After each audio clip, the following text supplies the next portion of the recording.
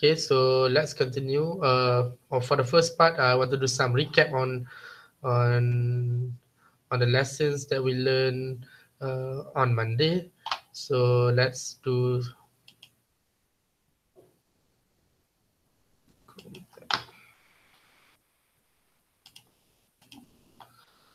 Okay, so this is the topic of motion in one dimension. Okay, so on the first part of this chapter, you will learn some things that related to uh, displacement, velocity, and acceleration. So there are three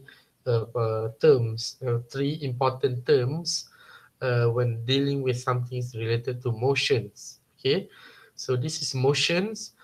So of course, in motion they have three things: displacement, or should we call it as distance, velocity, and also acceleration.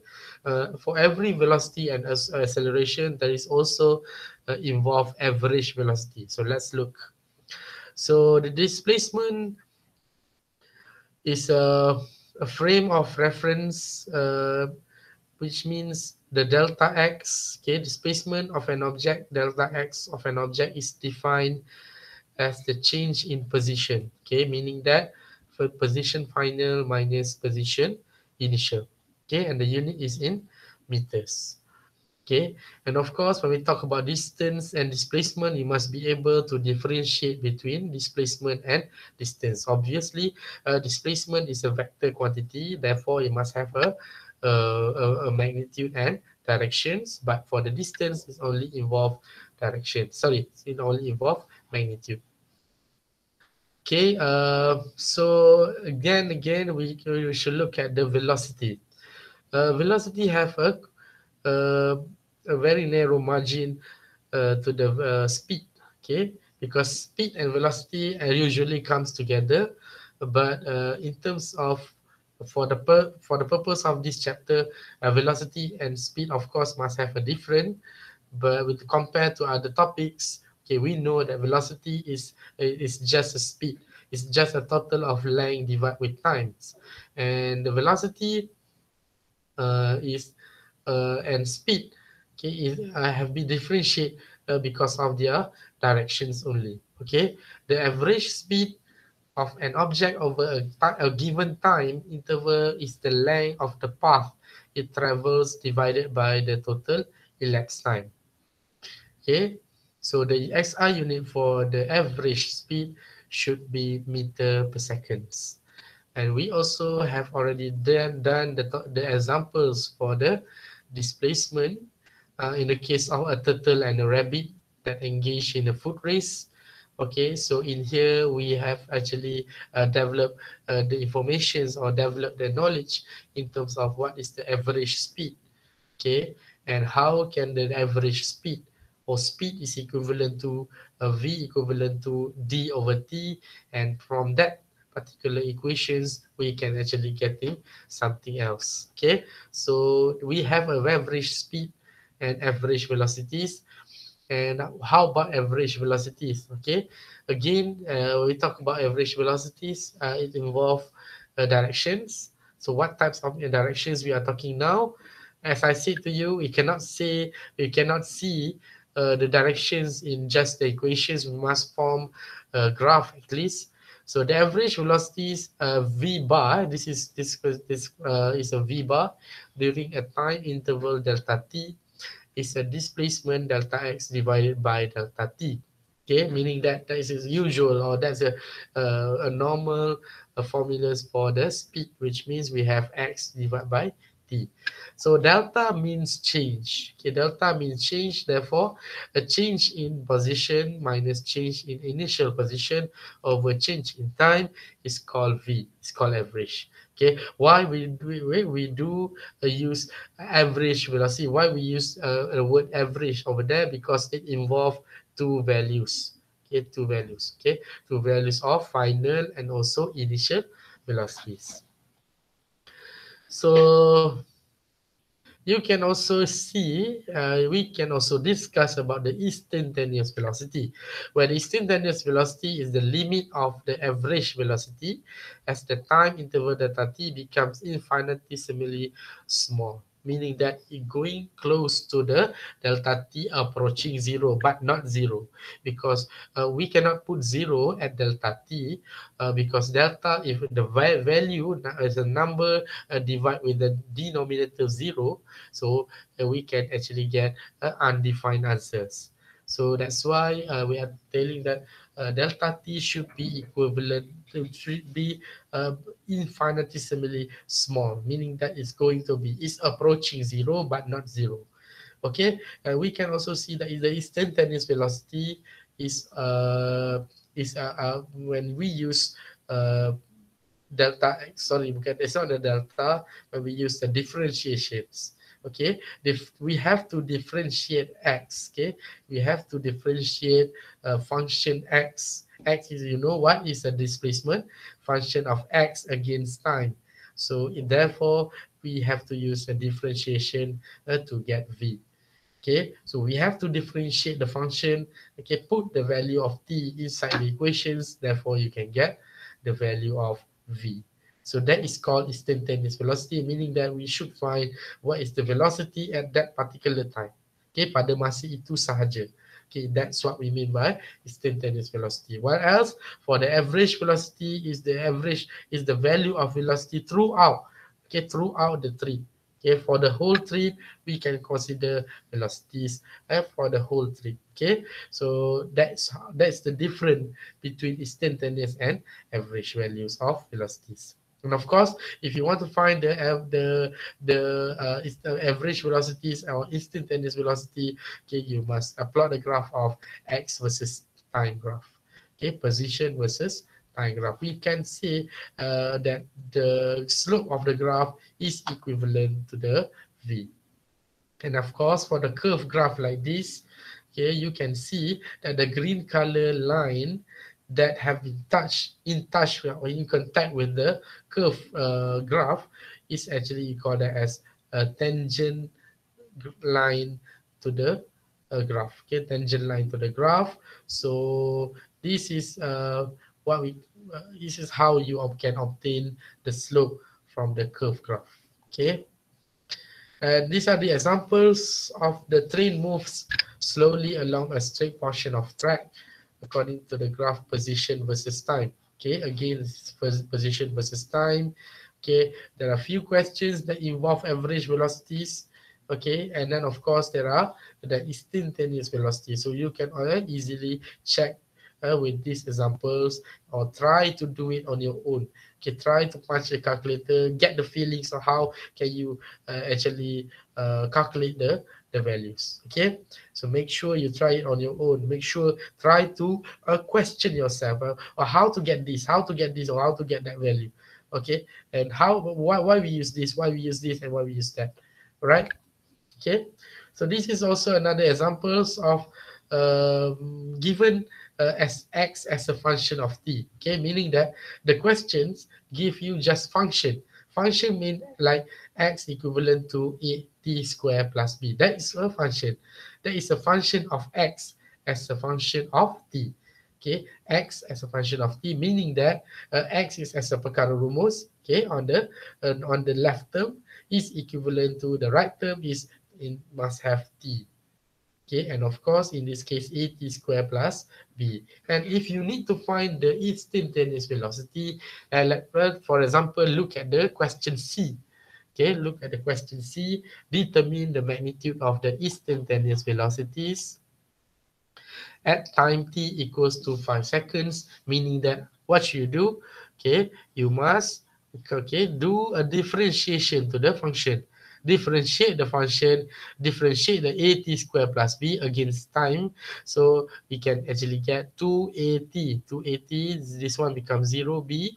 So the answer should be v equivalent to 2at, and a is 2.1. So t will be 5 seconds. So you have to replace this t1 5 seconds into t. Therefore, the value should be equivalent to 21 meter per second. Okay. So this one is for acceleration, where for the acceleration as an object um, have a SI unit of ms negative 2, which will be given by the change in delta or change in velocity over the change in time. Okay, so as equation, we can write down as V final minus V initial over T final minus T initials. So that is considered as an A bar. Bar means average. Okay, so the acceleration increasing speed and deceleration decreasing speed should not be confused with the directions of velocity and acceleration. Of course, when you look at the situation, you cannot compare or you cannot imagine. You can't really give that. Let's say if you do have a velocity going to your right, the acceleration is not only going to the right, also. It can be going to the left because acceleration doesn't follows the directions of velocities. Okay, it can be either against to each other. Okay, why? Because deceleration occurs whenever the velocity and the acceleration have opposite signs. So when the acceleration doesn't follows the directions of uh, velocity, just like in figure B or figure C. So we can say that at that particular time, the direction or the car is having a deceleration. Okay.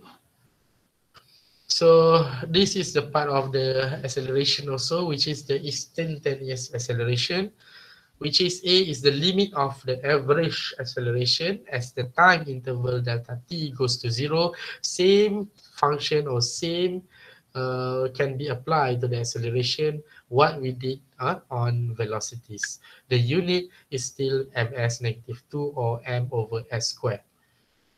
Okay, so this is like the function or the questions about a baseball player that move in a straight line path in order to catch a fly ball that hit to the outfield.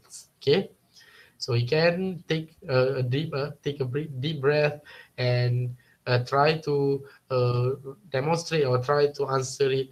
Try to thumb your calculator, try to punch your calculator whether you can get each values. Okay, try to understand each concept of acceleration, velocities, and displacement. So have you have any problems regarding that things?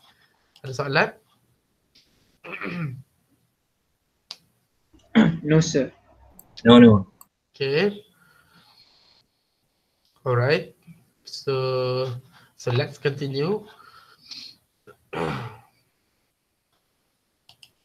Okay, so this one is a one-dimensional motion with a constant acceleration. We stop here. So we will see how can we get an equations using acceleration and velocity together with time. So in order to understand the concepts of one-dimensional motion. So in order to do that, I should give you one moment to see or to watch the videos of the motion in one dimension. Whether you already see or not, please have a concentrate on the videos.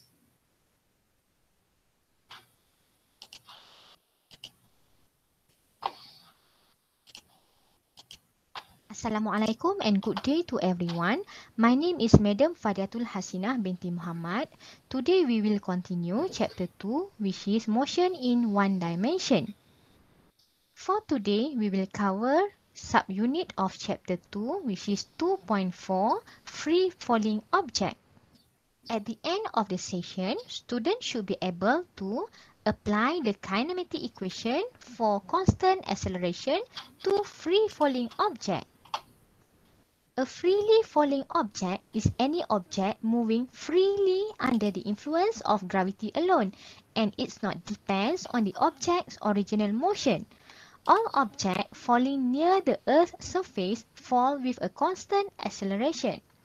Acceleration tells you how fast the velocity changes for every second. The acceleration is called the acceleration due to gravity and indicated by the symbol of g. The value or the magnitude of g is 9.80 meter per second square, and g is always direct downward, which is toward the center of the Earth.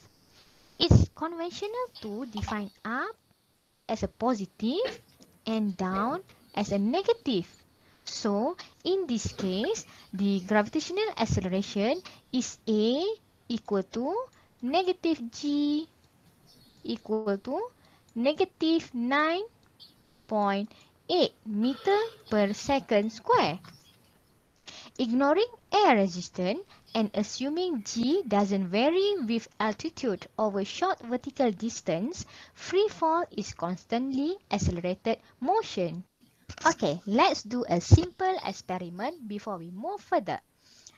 A ball and a light piece of paper are dropped at the same time. Guess which one is true? A. The ball and the paper reach the floor at almost the same time. B. The ball reached the floor first before the paper. C. The paper reached the floor first before the ball. So, what's your answer?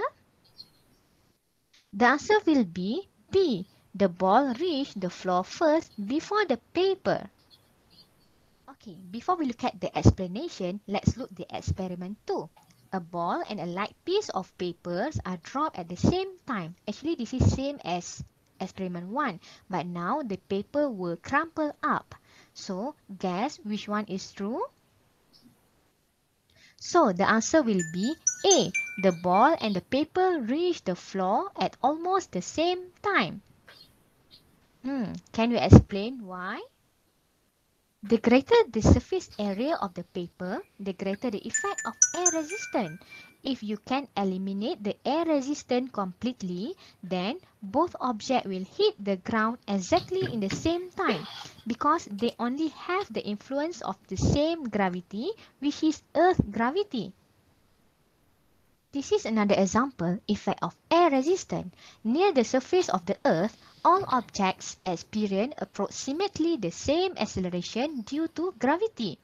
Free fall is the motion of an object subject only to the influence of gravity. In the absence of air resistance, all objects fall with the same acceleration at a given location on the Earth, and in the absence of air resistance, all objects fall with the same constant acceleration. The expression of free-falling object doesn't necessarily refer to an object dropped from rest, but it also refers to the object thrown upward or downward. For object drop, initial velocity is 0, so V0 here is initial velocity. Let up be positive, down will be negative. Generally, we use y instead of x since free fall is moved in the vertical motion. The gravitational acceleration is g equal to negative 9.8 meter per second square as g is direct downward. For object thrown downward, the initial velocity not equal to 0 as we thrown the object with the velocity. And the initial velocity will be negative because of the object is thrown downward. For object thrown upward, initial velocity is upward, so it will be positive. The instantaneous velocity at the maximum height here equal to 0 because of at this point object will stop for the moment before it turn back to the ground. The gravitational acceleration g is negative 9.8 meter per second square everywhere in the motion as g is direct downward. This is an example of the symmetrical motion when time to reach the maximum is equal to the time to hit the ground or to reach the initial point. They also have a motion where it is non-symmetry or called as non-symmetrical motion. Later I will show one example on the non-symmetrical motion. If we have the non-symmetrical free fall situation, we need to divide the motion into segments. The possibilities include upward and downward portion. So, this is the situation for symmetry, and this is for non-symmetry. Okay, just want to recall back all the equation that you have learned in subtopic 2.3. This is all the equation I use in situation with uniform acceleration. Okay, now let's look example 2.8 taken from 11 edition survey textbook, page 50. A ball is thrown from the top of a building with an initial velocity of 20 meter per second straight upward at an initial height of 50 meter above the ground. The ball just missed the edge of the roof on its way down. Determine A. The time needed for the ball to reach its maximum height. To find the time needed for the ball to reach its maximum height, first thing you need to do is list down all the information given from the question. You have initial velocity v0 equal to 20 meter per second, y0 equal to 0, y0 is the initial position of the person, t equal to 0, t is the time just before the ball is thrown upward. Then you need to identify which equation you want to use. You can use equation V equal to V0 plus AT or AT plus V0. As you know that at maximum height, V equal to 0. By calculating this, you can find the value for time needed for the ball to reach its maximum height or T equal to 2.04 seconds. Again, you need to remember that the gravitational acceleration always equal to negative 9.8 meter per second square as gravity is downward. For B, find the maximum height. Again, at maximum height, V equal to 0. By using the equation delta y equal to y minus y0 equal to v0 t plus half a t square. So you need to find the value of y here. So you will get the value of y maximum equal to 20.4 meter.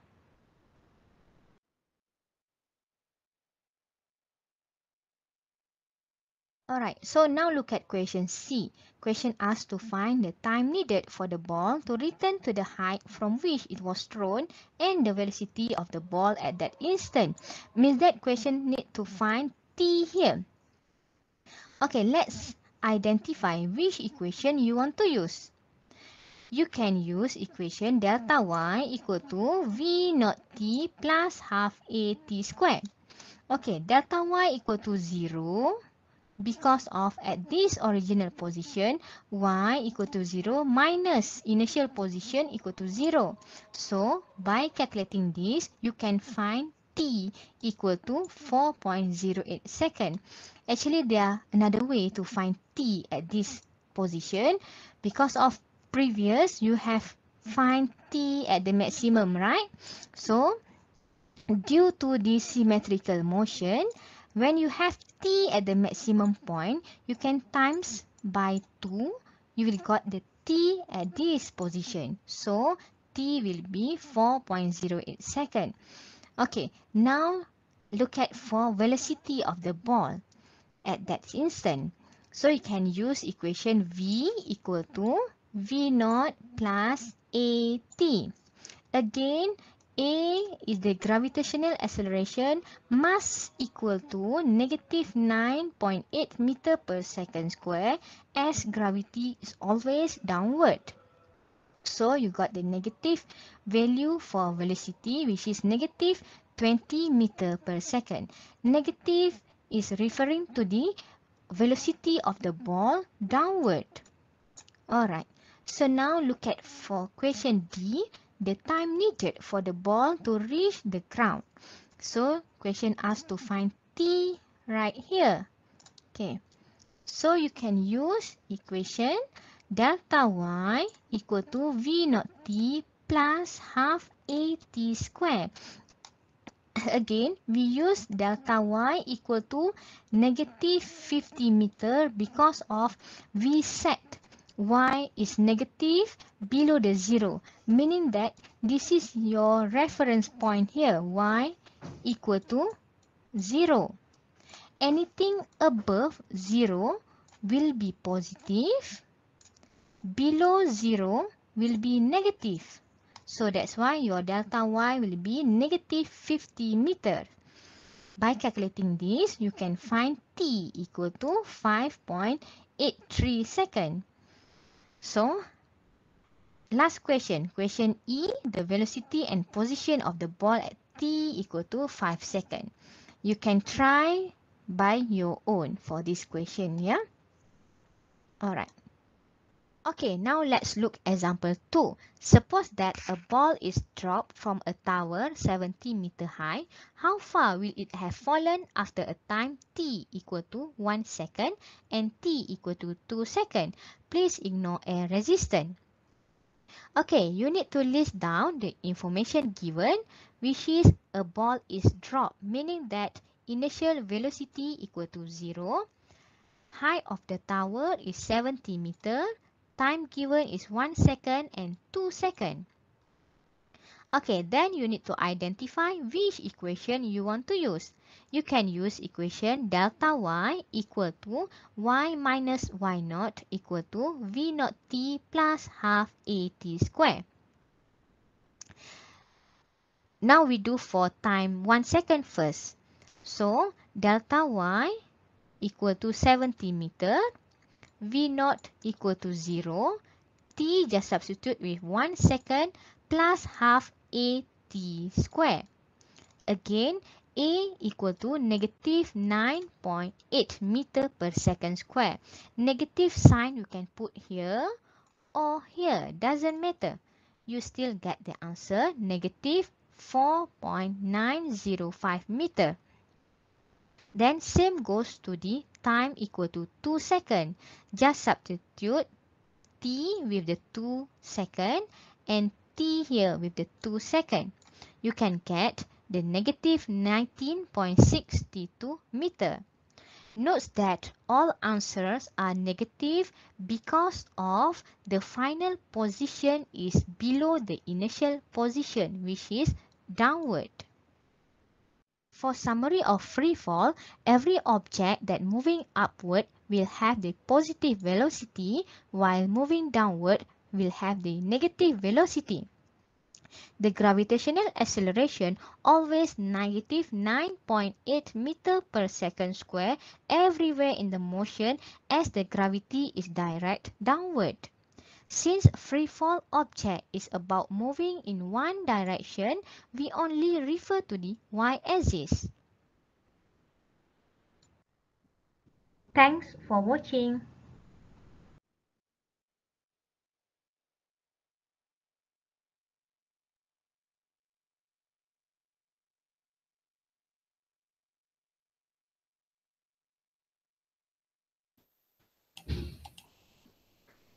That will be the video regarding 2.4, which means the free fall. Let's look at what you should learn in the free fall. So it's actually motion in one dimensions. What does it mean by motion in one dimension? Meaning that if you do have motions, so the motion should only occurs in either x-axis or y-axis, not simultaneously. Okay, so the motion maybe will take place in the x-axis, meaning that it will occur in the from right to left, from your right to your left, and there is no inclination, and of course there is no lifting the objects. Okay, but for the y-axis like this one, okay, so the free fall will occur in the y-axis. So because the object have been thrown up or have been dropped from the situation. So that's why we are saying when the object is dropped, or when the object has been thrown upward or downward, okay, we should use a free fall. But what does it mean by the free fall? Okay, in Malay we call that as jatuh bebas. And what does it mean by jatuh bebas or the free fall? Okay, it is the fall, it is the objects that influence the gravitational accelerations. Okay, that object that falls or drop, okay, with the presence of the gravitational acceleration. So that was what we mean by, what I mean by gravitational, or what I mean by the free fall. Okay, meaning that if you are hanging to the thread or dengan tali or string, and then of course you will fall down because of the hanging with, or maybe you want to do some jumping from the 10th level or the 8th level. Okay, we're using the string, that is not considered as a jatuh bebas. Okay, because of you have been attached to the string, but not with the people who are using, maybe I was using a parachute. Okay, the parachute is not also considered as jatuh bebas, but the moment before you open the parachute, so that's why we should call it as free fall.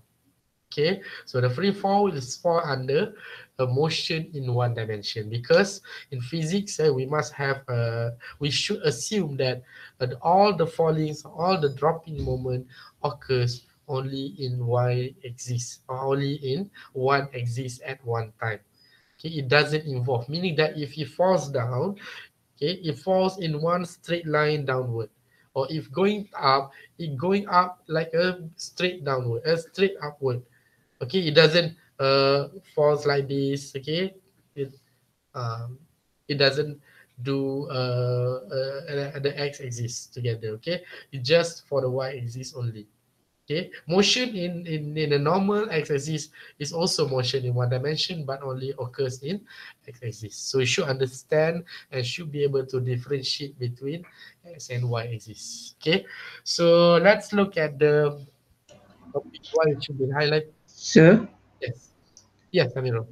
kan yang macam saya kata tadi, kalau dia buka parachute tu dia tak di-classify as free fall kan? Selepas. Selepas. Sebab apa? Maksud dia free fall, dia free fall, tapi kita tak kira sebab dia dah ada air resistance, faham? Oh, okay.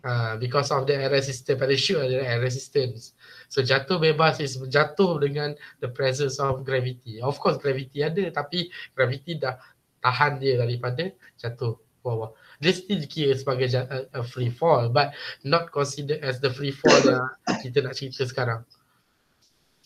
Okay, thank you, sir. Okay. Any more questions?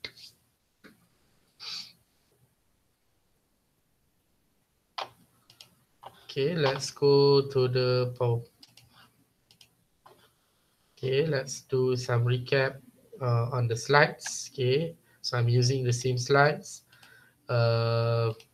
So at the end of the session, students should be able to apply the kinematic equations for constant acceleration to free falling objects. Remember, when we stop on Monday, okay, we have stopped at a constant acceleration. Okay, applying the kinematics equation for constant acceleration. Okay, for the constant acceleration, meaning that we should enhance our knowledge in terms of how to use the kinematic equations. So let me emphasize more on the topics that we have that we stop on Monday. Okay, so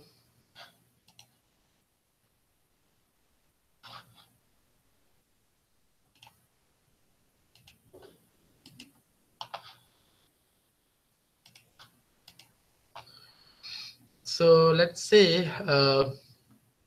for example, if we do have examples like this, a race car starting from rest accelerate at a constant rate of 5 meters per second square, what is the velocity of the car after it has traveled 100 feet, and how much time has elapsed? And C, calculate the average velocity in two different ways. Okay, for example, this is the good examples of how you can actually calculate using these equations. Please remember, right now in front of you there are 5 equations altogether. The most important equation that you should remember is the one on the first line, on the 4th line, and the 5th line. Okay, the number 2 and number 3 is a common sense. Why I'm saying the number 2 and number 3 is a common sense, because V bar, let's look at the equation number 2. The V bar is the average velocity. when you have two values of velocities, definitely if you want to find the average of that particular value, so you need to add it and you have to divide with 2 because you only have two values. So that's why number 2 is a common sense average velocity. Okay, and what happened to the equation number 3? Equation number 3 is a part of equation number 2. Why I'm saying that? Okay, let's alone is given to you. Delta x is equivalent to half v naught plus v times t. Okay, half v naught plus v times t. So when delta x being divided, okay, just bring the t on the right hand side, okay, to the below. Okay, because it cross the equal sign, so now it becomes over. So we should rewrite the equation becomes delta x over t equivalent to half v naught plus v. Half v naught plus v is actually the same as v naught plus v divided by 2. Okay, equation number 2. So that's why delta x over t is actually the same goes to the v bar. Okay, it's just an extended value of the v bar. So remember, v is velocity divided is equivalent to x over t, or meaning that length over time. So we can get velocity. So velocity average, then we use v naught plus v divided by t. That is only considered when you have two values of v, which means you have v naught and you have v. Okay, v naught means initial velocity, while v is the final velocity. So this only is a good equation where when you have a final and initial velocity only, or else please use another equation. Okay, so in order to use that thing, you must have a final velocity and initial velocity, because divide by 2 is always be open to calculate.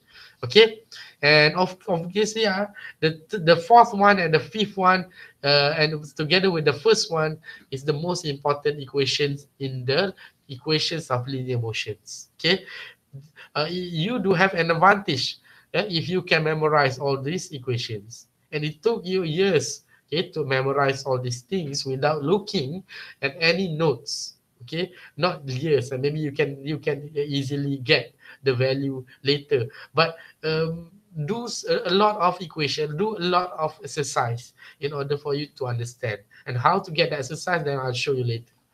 And I think I get one question from you. What is the delta x refers to? Delta x, Umar, is the displacement. Delta x is xf minus xi. Xf means final position minus with initial position. So itulah maksud delta x. Okay, delta x. Right?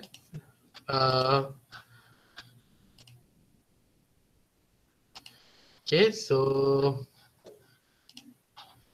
this one, so look at the examples. Okay, a race car starting from rest. Race car starting from rest. From rest meaning that v naught will be 0. V naught, initial velocity is 0 at a constant rate. Okay, the word constant rate meaning that it refers to the constant acceleration.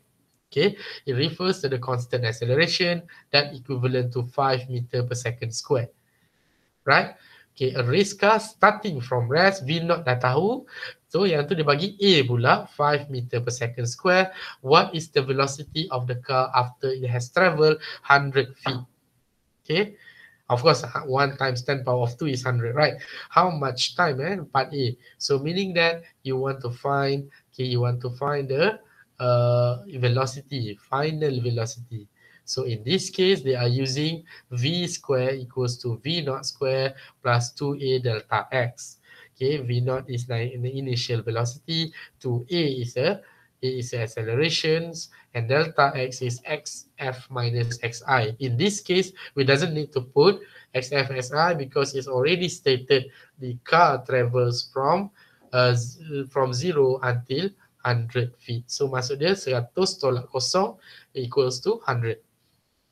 Okay, 100 feet But you should know that the 100 feet, when we talk about equations, okay, all values should be in SI unit. Okay, feet is not SI unit, therefore it should be converted to meters. So in this case, 100 feet is equivalent to 30.5 meters. Okay, 30.5 meters. Again, through this conversion, this kind of conversion, and you put this into the equations. Remember to square root back all the values, because the final velocity is equivalent to 17.5 with together with the units. Okay, together to the units, meter per seconds. And how much time has elapsed? Number B. So on the second one is V equals to AT plus V, or V. We should arrange it as what you want. Is V equivalent to V naught plus AT. Same equation we use during your school days, which means V equals to U plus AT. Dulu kita pakai itu kan, V equals to U plus AT. But right now we are going to define what is U. Okay, it's not actually benda yang alien sangat, because U is actually V naught, the same. Okay, initial velocities. Okay, so you have a 17.5 and you have acceleration 5, and you can find T. Find T is 3.5 seconds. And part B, part C, calculate the average velocity two different ways. Okay, two different ways to calculate the velocities. From the first one is using the x final minus x initial, okay, and divide it with time.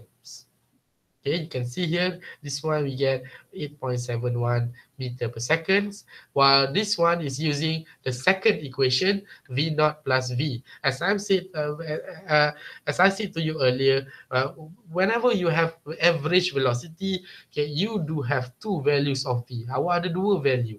Awak ada V naught, awak ada V. Awak ada final, awak ada initial kan? Kita dah calculate yang final tadi 17.5 kan? So initial dia dah kosong. Dia start at rest kan maksud dia. So kita dah ada value, kita bahagi 2 dapat 8.75. It's close enough in terms of the answers. 8.75, this one 8.71 meter per second. Okay. Right now we can see a few another examples of the motion in one dimension, but in x-axis. This is all about a car traveling at a constant speed. Again, it will give you constant speed. What does it mean by constant speed? Okay, if you can mention the constant speed, meaning that kelajuan dia maintain pada 24 meter per second. Boleh faham? Kelajuan dia maintain, maksudnya kelajuan dia sama sahaja.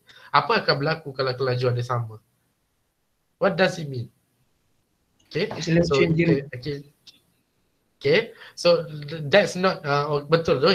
Kalau ikutkan constant speed, tapi dalam kes ini dia nak bagi tahu, okay, constant speed tu maksudnya as the car travelling passes the trooper. Okay, maksudnya trooper tu ada yang macam ranger lah, duduk di belakang billboard.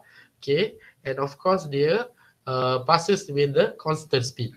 Maksudnya dia lalu 24, dia lepas pada billboard tu pun dia lalu masih 24 lagi. 1 second after the speedy car passes the billboard, okay, the trooper set off with a chase. Okay, maksudnya ranger tu kejar dia with the constant acceleration 3 meter per second square. So that's why the words there are the keywords dekat situ, constant acceleration of 3 meter per second square. Okay, jadi bila dia mention constant acceleration ni, so therefore kita boleh guna equation yang berlambak tadi lah. Kita boleh guna equation ni balik. Sebab apa? Because it mentioned to you a constant acceleration. Or else you cannot use this kind of equation, because if the acceleration keep changing from time to time, you cannot, okay, remember, you cannot use this equation, because this equation is only for the constant acceleration. Okay, so you may have to find the right keywords in order for you to use that equation. Normally, if they don't, we can easily understood. Okay, this one, when you do a lot of exercise, okay, you can easily, okay, this one can, this one cannot. Okay. So set off in a chase, okay, bekerja, constant acceleration 3 meter per second. Okay, the question now asks you, how long does it take the trooper to overtake the speeding car? Okay, berapa banyak masa yang diperlukan untuk ranger itu overtake, potong kereta yang dalam kelajuan tadi 24 meter per second. Okay, so that's why for the part A, you can see here, part A, you are saying that X car is equivalent to X trooper. Why? Okay, sebab X car ialah menunjukkan jarak kereta dan jarak trooper. Okay, position dia. Okay, sebab dia katakan pada masa tu kita we have to calculate first. Okay, because the question asks you how long does it take the trooper to overtake the speeding car. Okay, berapa banyak masa dia ambil? Kan tadi dia kejar, okay, ranger tu duduk di belakang dan car tu duduk di depan. Tapi sekarang ni kita, in order for us to make sure that trooper ni boleh overtake, mestilah ada satu moment, okay, when there is some moment that actually at that particular time X car equivalent to X trooper. Maksud dia kereta orang yang laju tadi bersamaan dengan kereta ranger tadi. Sebab sebelum overtake kan, biasanya kita nak potong macam-macam mana pun mesti pada satu masa kita mesti seiring. Sebab kenapa? In physics we have to assume these things. In order for us to get the exact value, we must make sure where should we can use the terms correctly, and we can use the assuming. So cara paling senang nak kira is kita kena kira positional. Okay, when there is the same equal positions, meaning that X car, okay, so equivalent to X trooper. So ini dia pakai equation tu dia pakai final velocity of car and final velocity of the trooper. Okay, and remember that the car have, macam kawan awak sebut tadi, okay, because of dia kata constant speed. Okay, constant speed meaning that acceleration 0. So you can see here, nampak dekat half AT square untuk belah car yang belah kiri, trooper yang belah kanan. So belah car dah jadi kosong untuk bahagian sini sebab dia dah cancel out because of acceleration 0. Okay, so 24 is the meters. Okay, at 24 is the initial point, meaning that at 24 meters in 1 second, because itulah dikatakan dalam soalan tu tadi. Okay, after 1 second after the speeding car passes the billboard, maksudnya 1 second selepas dia melepasi billboard. So 1 second tu bersamaan dengan apa? So right now 24 on the X0 di sebelah car ni dia dapat macam mana? Ialah sebab dia gunakan 24 meter per second ni. Okay? Maksud dia 1 second kereta tu dah jalan 24 meter ke depan. Boleh faham? Okay, 1 second 24 meter ke depan. Dalam soalan dia 1 second after the speeding car passes the billboard. Baru ranger tu nak kejar dia. So that's why here they put 24 because of 24 meter per second. Itu maksud dia 24 meter dalam masa 1 second. Okay, and V0 of course we will use 24 meter per second. Okay, plus 0 equivalent to, okay, di sebelah trooper pula, what is initial position? Obviously 0. Initial position 0. And how about V0 T? Okay, V0 kita tak tahu, tapi sebenarnya kalau kita tengok constant acceleration. Constant acceleration maksud dia baru nak gerak kan. So therefore V0 T pun jadi 0. So half 3 T square, and therefore when they did the equations, then kita akan dapat about quadratic function like this because ada T square. So quadratic function ni boleh pakai calculator saja, pakai calculator in order to get T. And of course we eliminate the negative one, so we only take the positive value, which means 16.9 seconds after, okay, after the car passes the billboard. So 16.9 seconds after that barulah dia boleh overtake. And then for the second one, how fast is the trooper going at that time? Okay, how fast is the trooper going at that time? So we need to find the final velocities using V equals to V0 plus 80. V0 is 0. 3 is the constant acceleration times with time 16.9 in, so that the value will be 50.7 meter per second. Look at how they did the questions. Okay, they put all the equations first and then they substitute the value and then the final answers. So this is how you must obtain, or you must write down in your paper, or in your discussions, or in your tests or final exams. Okay, so this is a very good example for you to understand the concepts of one-dimensional motion but in x-axis. Okay, so that will be the cases. Do you have any questions regarding this? Sure. Sekejap ada soalan tanya. Sekejap. Amirul, dalam kita punya calculation nak kena ambil kira significant figures ke? Okay, for this topic there is no need to write down the significant figures. Okay, don't bother about significant figures anymore. Okay,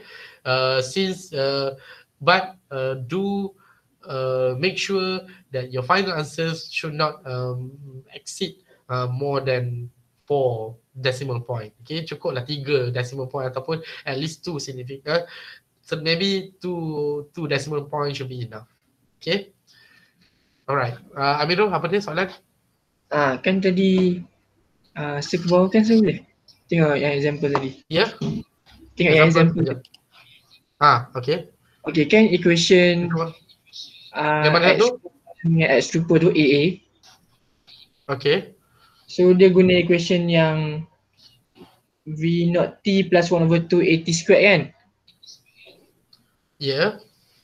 Yeah. Lepas tu mana datang lagi X naught tu? Okay, nanti I will show you. Ya.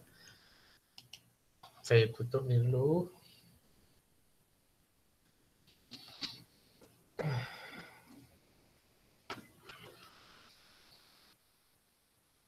Okay. Right, so equation tadi sebenarnya datang daripada equation number last kali. Okay, if you can remember, equation last kali tu is delta x equivalent to V naught T plus half AT squared. Boleh nampak tak? Boleh sir.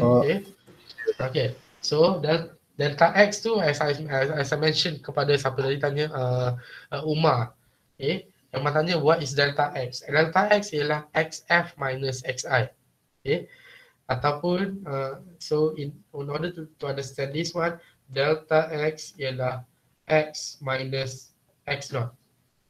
Okay, x minus x naught. Ada setengah buku dia pakai xf minus xi. Doesn't matter.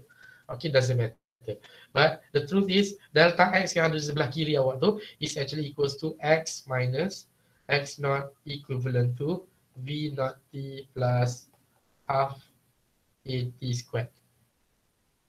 Okay, so dah faham? So right now try to bring this x naught to the right side. So which means you have x equivalent to x naught plus V naught T plus half AT squared. So kalau terupa, kalau K ni K lah. So kalau X terupa sama juga. X naught plus V naught T plus half AT squared. So you samakan XK sama dengan X terupa. Boleh Amirul? Boleh sir. So X naught ni lah kamu tanya kan? Betul tak? X naught tu ialah initial position. Tapi ingat zaman dulu saya nak terangkan kepada kamu juga. Kamu biasa beramal. Kamu biasa menggunakan teknik S equals to UT plus half AT squared. Ini tak ada masalah. Ini zaman sekolah dulu kita boleh pakai ni. Sekarang ni masalah dia ialah sebab zaman sekolah dulu dia bagi jarak yang diperlukan. Ni yang tengok ayat dia. Jarak yang diperlukan oleh kereta trooper untuk memotong kereta yang berkelajuan tadi sebanyak value. Dia dah ada bagi value. Soalan sekolah biasanya macam tu. Dia tak cakap pun initial value. Sedangkan dekat tempat S ni ialah ada S I tolak dengan SF tolak SI. So dia terus gunakan S, delta S. Dia terus guna value. Contoh dia, saya ambil 1, 10 dengan 8. Kan? Berapa value dia? Kalau kita tolak. Berapa? 2. Tapi apa beza dia kalau saya cakap jarak yang diperlukan untuk memotong kereta ialah 2. So definitely kamu masuk terus kat sini kan. Sedangkan pada masa itu sepatutnya position dia ada seorang 10, seorang dekat 8. Benda yang sama tetapi penceritaan yang berbeza. So sebab tu saya nak cakap, okay, you need to define the x2 right now. Okay, currently we are using delta x because delta x is actually x minus x naught. Okay, x is the final position and x naught is the initial.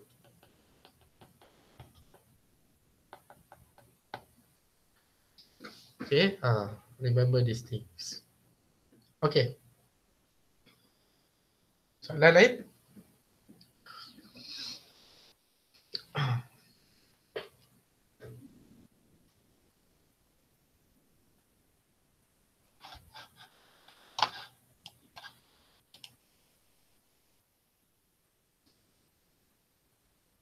Ada soalan lain sebelum saya teruskan dengan itu tadi?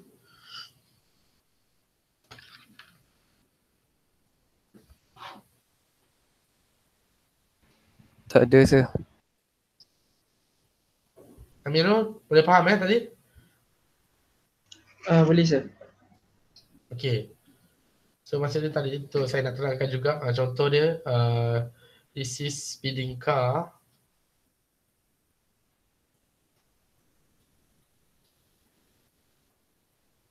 Okay, speeding car. So this is billboard.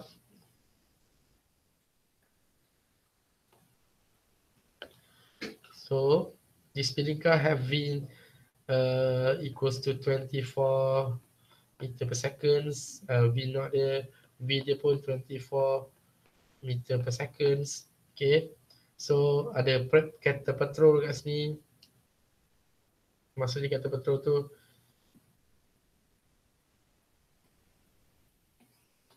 okay.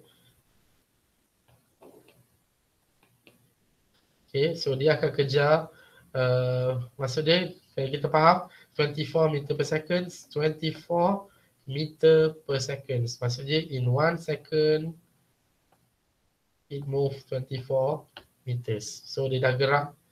Ni kan dia kata selepas after 1 second After 1 second, so selepas ini maksudnya 1 second t equals to 0, t equals to 1. T equals to 1 ni dia dah 24 meters ke depan. Okay, so dia dah move ke depan. So sebab tu lah kalau kamu tengok pengiraan dia dekat tempat X not tu dia dah start dengan 24. Tu je saya nak highlightkan untuk situation tu. Okay. Okay, maybe we can take a break. Maybe dalam 1 minit atau 2 minit untuk awak nak pergi toilet ke apa ke. So kita sambung dengan pembincangan mengenai free fall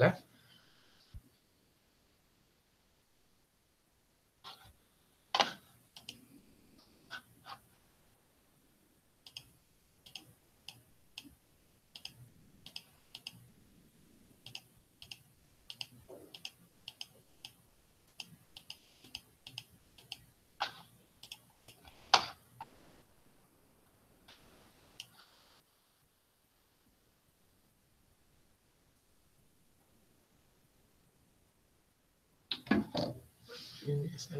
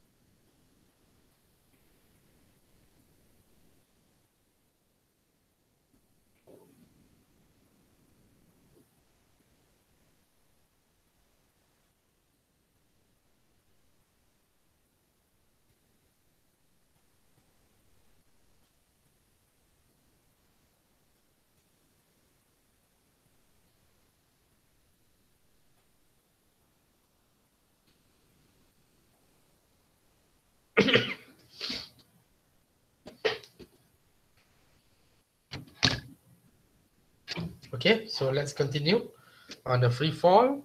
So hopefully everybody have their own dah tengok dengan slides ataupun notes yang ada pada masing-masing. So hopefully macam tu saya kalau tak perlukan saya play balik video, maybe saya takkan play. Tapi maybe ada some of you tak sempat nak tengok, that's why I have to play the video. Since we are in ODL sessions, so benda tu saya kena buat lah. Okay, saya diperlukan untuk buat. So ada orang dia dah tengok lebih awal, tak apa. Okay, dia tak nak tengok video tu, dia nak concentrate kepada pertanyaan. Okay, in the meantime, okay, you can always ask me, okay, on the chat session, chat box tu. Okay, you can ask me anything towards the videos. Okay, no problem. I can make sure, okay, I can answer the problem, inshallah. Okay, I try my best to answer the problems, but if you don't answer it ataupun banyak sangat soalan di sebelah ni, maybe saya akan concentrate kepada lecture dan saya akan teruskan dengan soalan tu kemudian lah. Okay, saya akan teruskan because sepatutnya in a flipped classroom right now, so you must be able to watch the video first. Okay, tengoklah video tu terlebih dahulu on your own. Okay, faham tak faham doesn't matter, tengok dahulu, take a certain key points yang penting dalam video tu, and then baru kita akan discuss dalam pada masa sebenar. Okay, so now kita tengok kepada free fall. Okay, soalan free fall tadi. Ya, tak ada.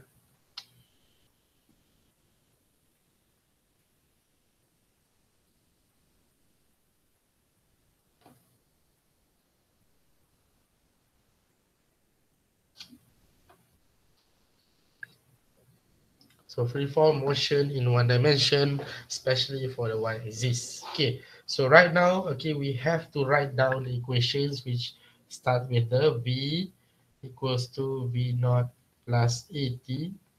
Okay, so in the second equation, v square equals to v dot square, okay, 2a delta x. Okay, and of course when we deal something with the y-axis, kadang-kadang kita boleh tukar dia jadi v square equals to v dot square 2a delta y. Benda yang sama, x and y, because y is y-axis, x is for x-axis. Okay, so benda ni benda yang sama, equation yang sama, tapi saya tukar y dengan x saja. And of course you should know that delta x is x minus xf, delta y is y minus yf. Okay, and the last one will be x equals to x naught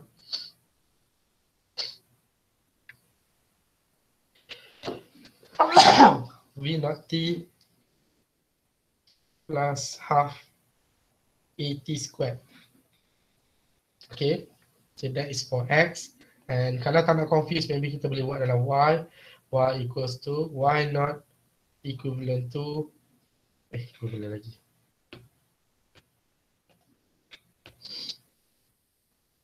plus v naught t plus half at squared. Okay, the most important thing in the free fall is the how you define, okay, the influence of the gravity. Okay, the influence of gravity to these equations of motion. Why? Okay, we need to understand while we're doing the recent examples. Okay, examples before this. Okay, tadi kita buat examples pasal car, petrol dan semua tu. Of course, we try to deal with some things, the acceleration. We need to define acceleration. We need to calculate the accelerations. Okay, we need to find time and whatsoever. But for the free fall only, okay, free fall meaning that, okay, the acceleration, okay, the most important thing in free fall is acceleration is equivalent to negative g. Okay, ini kena ingat betul-betul ni. Acceleration is equivalent to negative g. Okay, what does it mean by negative g? And what is g? G is equivalent to 9.8 meter per second square. So A will be equivalent to negative 9.8 meter per second square. Okay, because A is equivalent to negative G. So G berapa nilai dia? G is always, value of G is always 9.8. Kita dah tak pakai 10 Okay, for your information, we doesn't use 10 anymore because I heard from the previous batch of students, okay, they'll still use G equals to 10. No, because right now G is 9.8 and we will use 9.8 meter per second square. Okay, maybe some of you have already learned G equivalent to 9.81. Okay, but according to our textbook, okay, we will be referring to our textbook. Our textbook saying G equals to 9.8 meter per second. So therefore, all values, all calculations should be focused on G equals to 9.8 meter per second square instead of other values. Okay, so A is equivalent to A equals to negative G. Therefore, A is negative 9.8 meter per second square, regardless of, okay, regardless of whether the object is drop, okay, object is either drop or maybe object is thrown upward. Okay, drop or thrown upward, A is in negative G. Okay, A is negative G. So in either case, drop of the object drop or the object being thrown upward, A is always negative G. Okay, so that is your key point. And of course, in the slides, okay, for examples, we are talking about how to differentiate between how to know that this one is a free fall. So normally, when we try to discuss with in the free fall motions, okay, to try to discuss in free fall, it's always use the same keyword. Okay, what is the keywords for the free falls? Okay, normally they will tell you about the thrown directly upward, straight upward, straight downwards. Okay, itu maksud dia. Kenapa saya kata macam tu? Contoh dia. Okay, straight upwards, straight downwards ni macam mana? Contoh. So ini katalah ini ialah x, y axis and of ni ialah x axis. So straight upward ialah kalau ada ball dibaling, dia akan straight ikut arah y axis. This is called straight upward. Maksud dia ikut satu axis saja, dia tak ikut y, dia tak ikut x. Dia hanya ikut y, dia tak ikut x. Okay. And this one kalau dia jatuh ke bawah, okay, dia straight downward. Perkataan-perkataan ni is the keywords untuk menggunakan free fall. Okay, so it's let's say for example tadi a ball is thrown upward. Okay, a ball is thrown upward, so we can say that this the ball is going up. And of course, when object okay have been thrown upwards, okay, ni bukan akan selepas, ini dekat bumi. Bila dia baling, at one point dia akan jatuh balik. Okay, at one point dia akan jatuh balik. So when the ball is thrown upward, like for this one, okay, let's say the ball from the hands of this man, okay, have been thrown upwards. Okay, and for at this point, it goes down back. Okay, and of course, falls.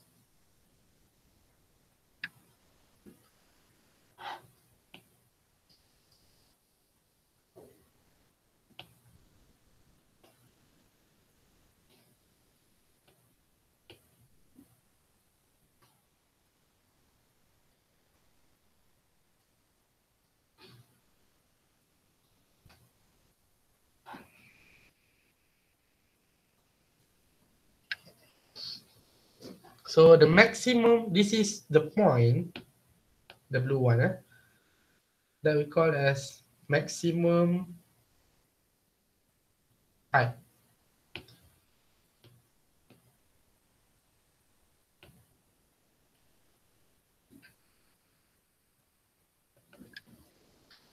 This is the maximum height. What is the main point at maximum height? Remember, at maximum height, final velocity will be equals to 0. Okay, maximum height, okay, final velocity equals to 0. So starting from this point, let's say here, this point at this people's hand, okay, time t equals to 0, and it took about a certain amount of t over here.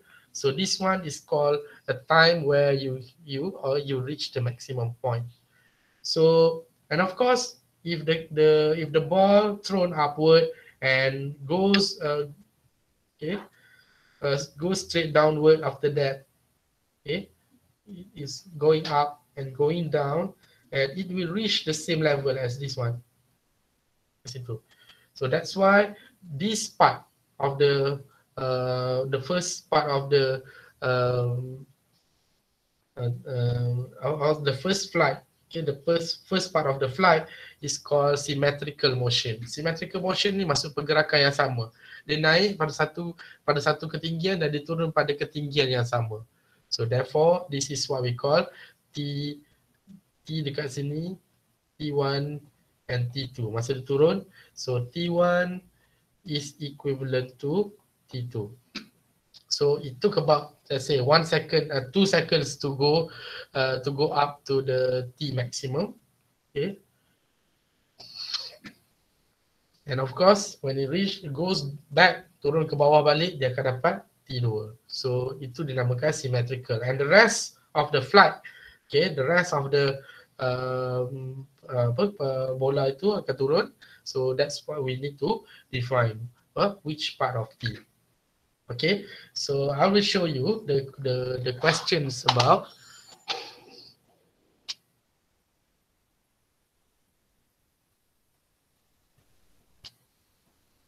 Okay.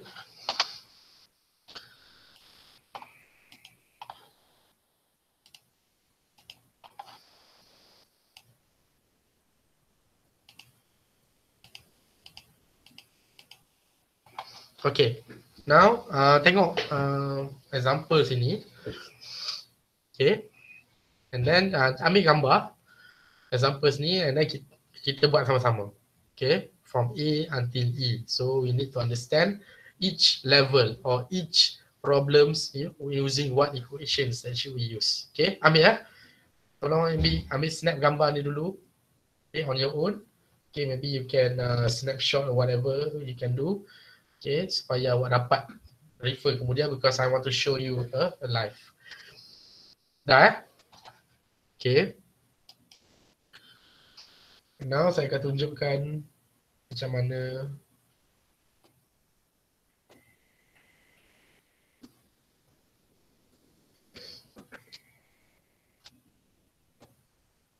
okay.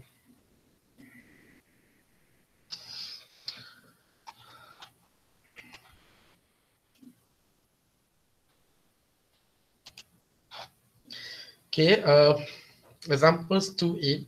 Okay, this one should be in your textbook. A ball is thrown from the top of a building. Okay, so I draw some. So let's say this is your building. And of course, the building will have a ground floor. And you have man, okay, standing with the ball. And of course, from the height of the man where he's standing to launch the ball, so it took about 50 meters from the floor. Okay, the idea is 50 meters. So the ball is going up. Okay, it's thrown with an initial speed. So V0 equals to 20 meter per second. Look at the questions. With an initial velocity of 20 meter per second straight upward. So that will be a good keywords to understand this topic should be done with the free fall motions. Okay, straight upward at initial height of 50 meters and above the ground. The ball just misses the edge of the roof on its way down. So maksudnya masa jatuh ke bawah, dia tak sempat tangkap balik dan dia terus jatuh ke bawah. Okay, Azal, sekejap. Saya stop ya.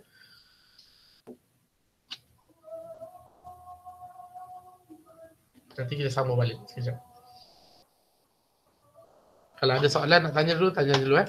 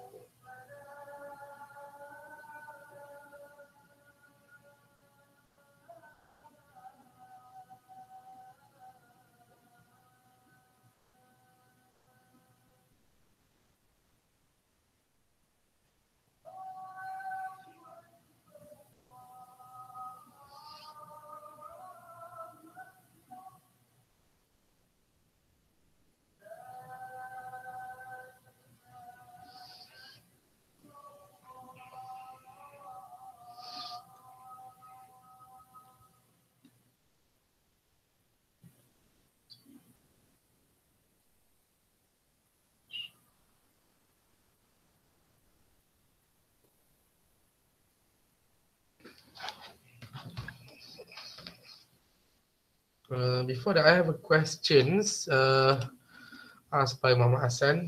So assuming we throw a ball straight downwards and it bounces back up to its initial position, will it still be considered as symmetrical motion? Okay.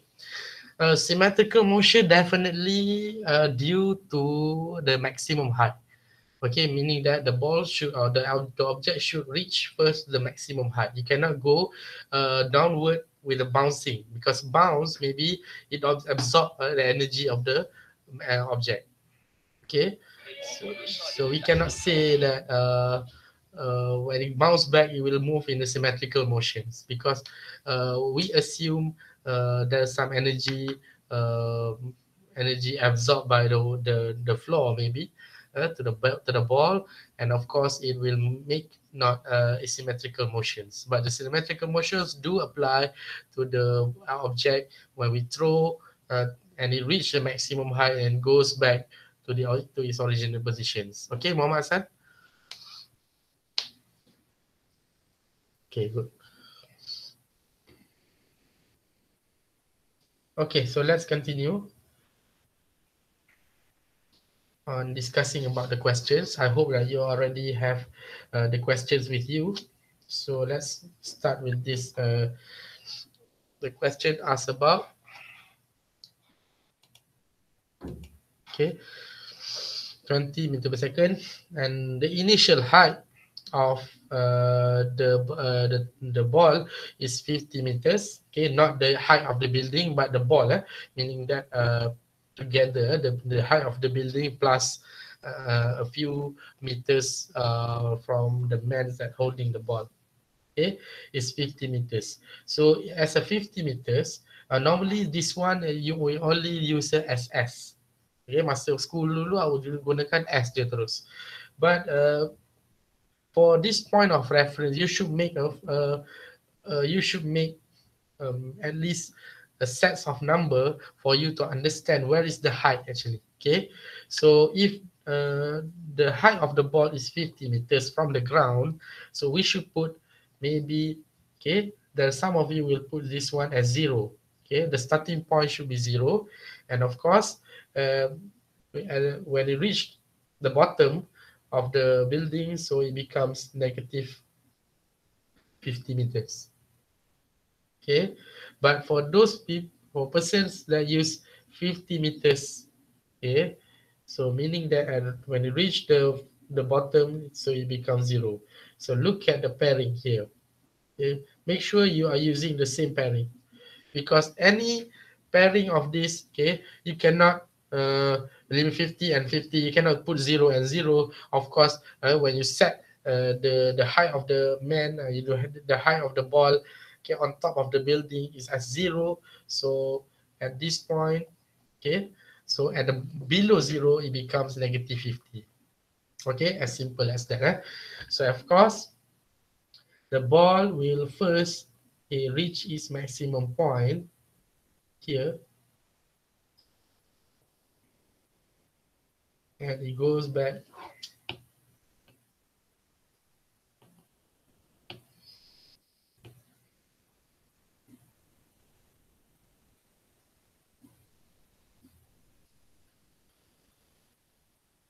okay.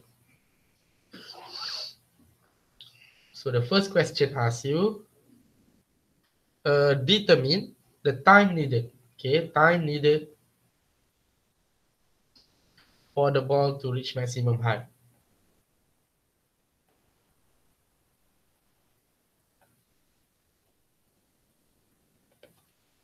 Okay, the time needed for the ball to reach its maximum height. Okay, remember one thing, when the ball reaches maximum height, so the V should be equivalent to 0. Okay, so that, okay, but right now we need to time needed. Okay, time needed to reach maximum height.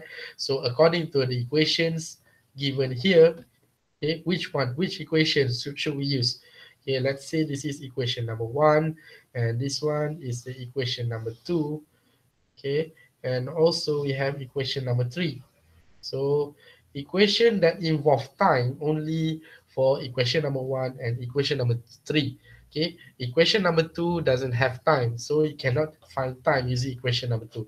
So you may use equation number 1 or number 3. So of course, okay, we are confirmed that when you reach the maximum height, the V, the final velocity, becomes 0. So therefore, we can use V equals to V naught plus AT. Okay, V equals to V naught plus AT. So in order to find T, we can define V. Make sure V is 0 and V naught is 20. So 0 equivalent to 20 meter per second, plus with A. Remember to use A as negative G. So you put here negative 9.8 times T. Okay, so 0 equivalent to 20 minus 9.8T. So T is equivalent to 20 divided by 9.8. So therefore, the answer should be equivalent to how many? Okay, 2.04 seconds. Okay, so that's how you answer the problem. Okay, so look at how I did the calculations. Okay, I put the equations first, and then I substitute the value. Okay, make sure the value is correct, and of course the final answer together with the unit. So that's how you answer the problems correctly. Okay, don't skip all the workings. Okay, don't skip all the working. Please show thoroughly all the workings. Make sure you put it, okay, so that people will understand your workings. All right, now we look at the question B, the maximum height. Okay, maximum height. determine the maximum height. Maximum height, okay, when you see the equations here, okay, we can actually use a few equations. Okay? For example, you cannot use equation number 1 because there is no y can be determined. Okay, there is no position. Okay, because we need position. Because maximum height means height, tinggi. Okay, tak ada tinggi yang boleh kita calculate daripada equation number 1. But for equation number 2 and number 3, yes. But okay, which part should we do first? Okay, all right. So the maximum height, okay, is based on these terms. Okay, we can actually use from 2.400 second 04 seconds. Okay, we can get the maximum height using equation number 3, which means y equals to y naught plus v naught t plus half at squared. Remember, okay, I use the full equations so that I will understand more. Okay, don't use as a shortcut. Okay, even though you know y naught ni patutnya kosong, v naught ni sekian. Okay, banyak cerita lain. Jadi kita tak perlu, kita biarkan ditulis penuh-penuh macam tu. Okay, so y equals to, how about y naught? So y naught starts here. Let's say I took this one here. Okay, maksudnya saya gunakan pairing yang ini. Ini yang saya guna. Okay, maksud dia saya start dengan kosong, nanti last sekali saya berakhir dengan negatif 50. Okay, so I should put as y naught as 0 plus with v naught. How about v naught? 20. How about time? The time needed, so we can use 2.04 seconds plus with half.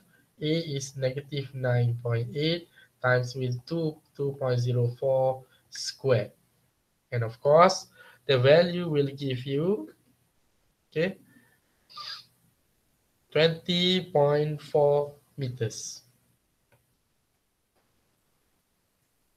Okay, that's how you answer the problems. Okay, don't put any SI unit. Macam saya cakap tadi, we don't have to put any SI unit or any units, okay, in the middle of the working.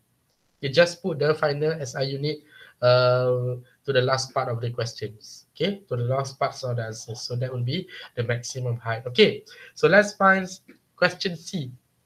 The time needed for the ball to return to the height from which it was thrown and the velocity of the ball at that instant. Okay, meaning that the question asks you about time needed for the ball to return to the height. Okay, let's say the ball starts from here. Now it goes to the maximum height at about 20.4 meters from where it's standing, and it goes back to the original y naught here. So this is where. So that's why in this case we can obtain the answers just by multiply the time at A. Okay, because it is a symmetrical. Okay, symmetrical motions. So therefore 2.04 going up and 2.04 going down. So we can actually get T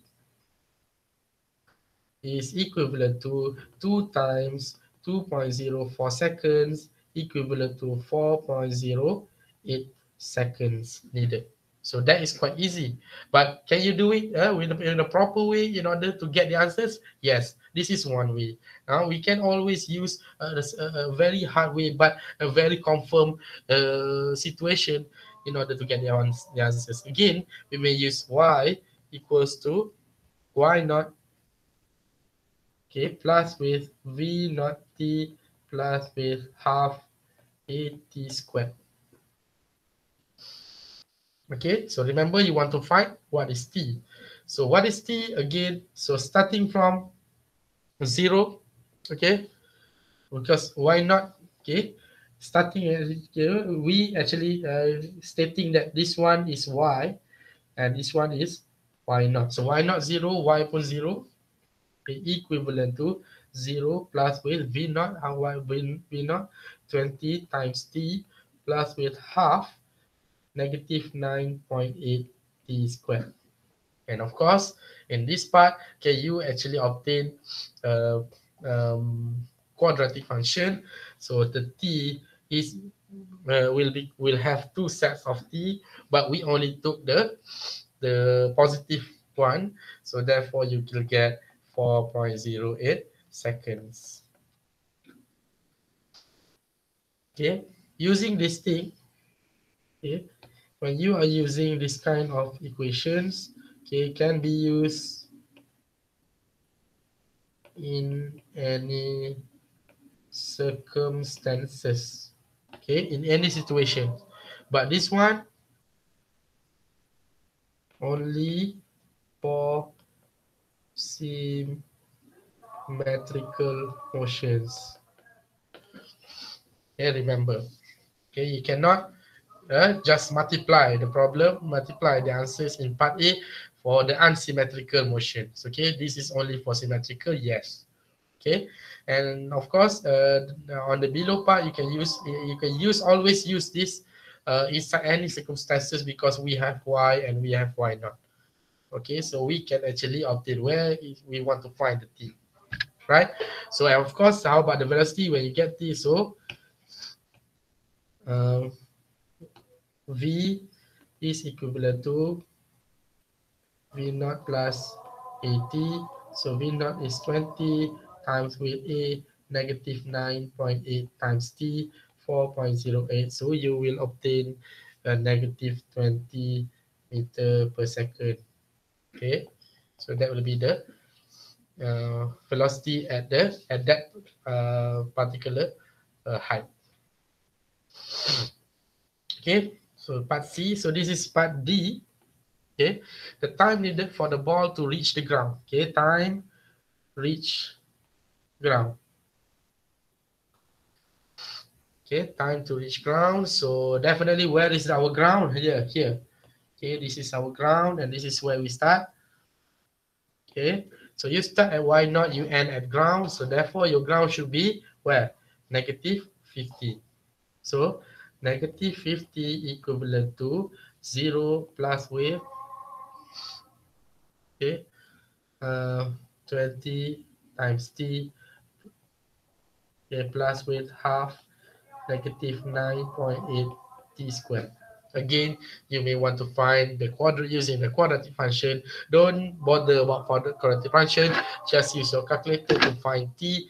And in order to do that, you get the value of t. And of course, y at t is equivalent to, your t will have two answers. And just took the positive one, which is equivalent to 5.83 seconds. Okay, because this is a quadratic will have two t's. Just eliminate the negative t, just concentrate on the positive t. So, and then will be the last question. The velocity and the positions of the ball at time t equals to 5 seconds. So calculate v and y. Okay, calculate velocity and positions, okay, at time t equals to 5. So now we have 5 seconds. Okay, just do a normal things in determining y. So maybe you can obtain v first. Okay, how to find v? So maybe you can use v equivalent to v naught plus at. Okay, so v equivalent to v naught is 20 plus with negative 9.8. Again, when I try to start the equation, always start with the equations. Then you substitute, and then you get the final answer. So t will be 5.83, and therefore the answer should be equivalent to oh no, this one.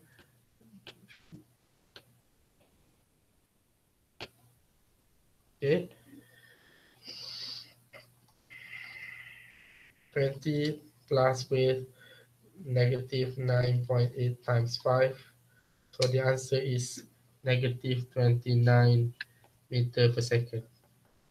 And how about y? Y, so just replacing y equals to y naught plus v naught t plus half at squared. Okay, so y naught will be 0 plus with v naught. What is v naught? 20 times 5. Okay, plus with half 9.8, negative 9.8, and 5 square. Okay, so that's one is your calculator. 100 class with the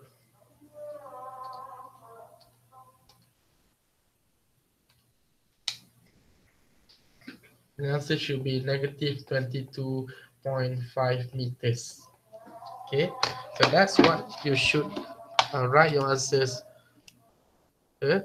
So the final velocity is for the time at time t equals to 5 seconds is negative 29 meter per second, and last part is negative 22.5 meters. Okay, so that will conclude how you can solve the problem of free falling objects. Okay, do you have a problem or do you have any questions about that?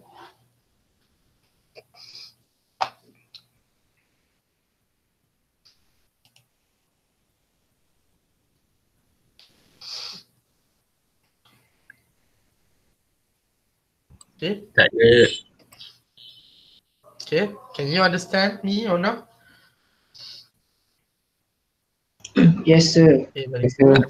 Very good. Well, Faham. okay, Alhamdulillah.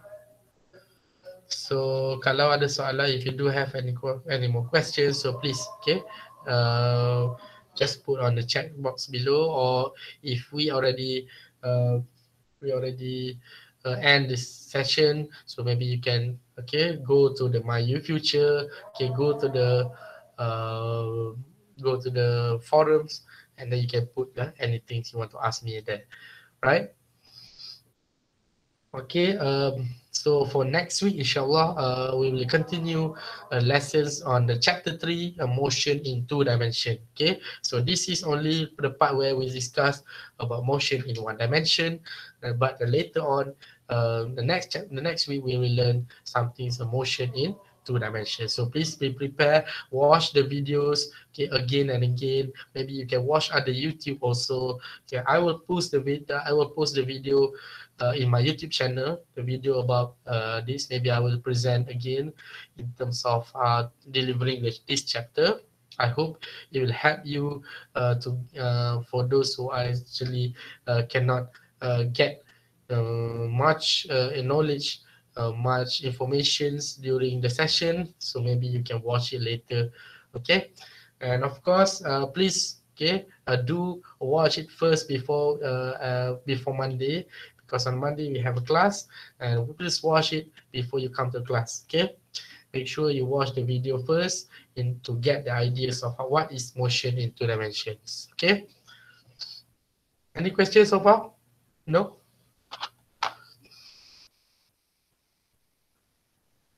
My YouTube channel is Umar is, if I'm not mistaken, FS2U. FS2U. Or maybe you can ask your class rep. Okay, I already gave that link to your class rep. Or it's not link, it's actually you can find it in the YouTube. Okay. And of course, I will select our session on the Google Meet. Okay, maybe I will select first. Okay, which part should I give? Because in this part it's like cacah barbar sikit kita punya session ni, jadi maybe susah saya nak upload tapi maybe saya akan upload saya punya session on recording lah. Tu saya ada bagi link dah. Thank you. Okay, so kalau ada apa-apa boleh tanya. Kalau tak ada tanya apa-apa, dan jelah. Okay, so hopefully you can do your next tutorial 2. Please remember, tutorial 2 will be 2 weeks, okay, not 1 week, just like we did on tutorial 1. Okay, tutorial 2 will be 2 weeks, meaning that week 3 and also week 4. Right, so that will conclude the session today. Thank you very much, everyone, for your session. Very good session. Thank you for your questions. If you do have a questions or later on, please refer to the U Futures. Okay, please download all the notes given to you. Maybe I can also put the notes in the U Future and also in the Google Classroom. Okay, so thanks for the session.